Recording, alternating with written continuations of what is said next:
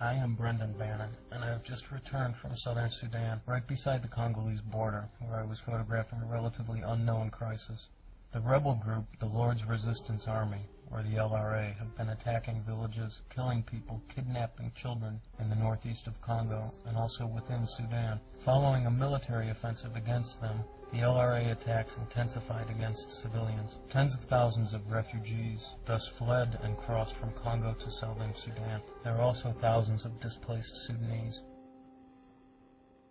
The area is filled with fear and filled with tension. Most of the people that I saw who had sought refuge had a real look of trauma on their faces, and in their eyes and in the way that they held themselves. You could just see it. People there are really worried.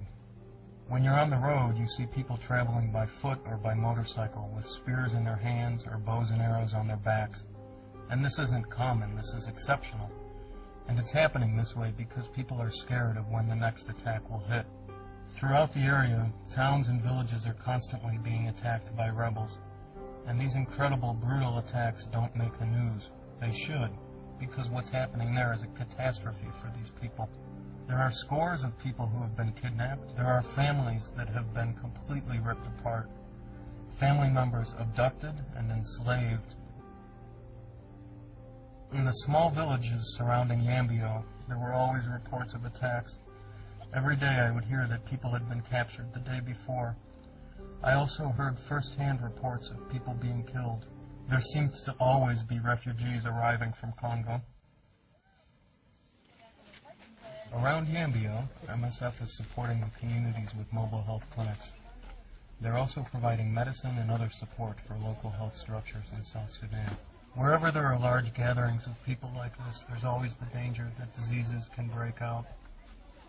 To protect people, the doctors and nurses of MSF are conducting measles immunizations in some of the small communities and in the refugee camps.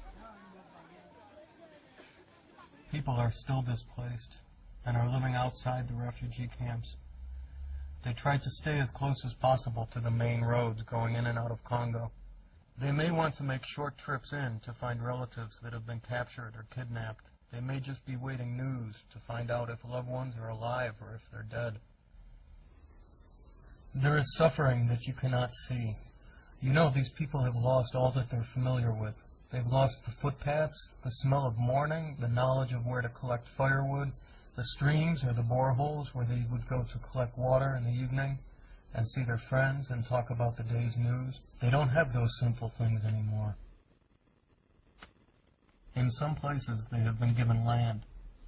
You see people farming every day, even in the refugee camps, but there is a race against time. It is now the rainy season, which also means it is the planting season. So with all those families chased away from their farms, they face the risk months from now of not having enough food to eat. People are terrified to go back home, and with good reason. They've watched their friends and relatives get slaughtered, and the attacks are still ongoing, even in southern Sudan. And some simply can't go back. I met a teenager, paralyzed years ago, whose family was killed. He was carried out of the bush and across the border on the back of a neighbor's bicycle. Now he's surviving from the kindness of strangers alone. One man who I had met was waiting in line at a food distribution. He had just arrived the day before, having fled from Congo. His village was attacked and 2 of his children were abducted. And I remember, he said, "I don't know what kind of father I am. What kind of life am I living that I can lose my 2 children like this?" MSF was working across a broad stretch of the border area. In another district, a town called Nyori, there was another refugee camp where MSF had set up medical care. They organized a group of refugees who had worked as nurses. They served as health promoters. They spent days walking around, talking to people about health, listening to people's stories about what they've been through, and often just offering a compassionate ear. Every day the clinic was full. There were everyday injuries that needed tending to. There were kids with malarial fevers, pregnant women, and newborn children.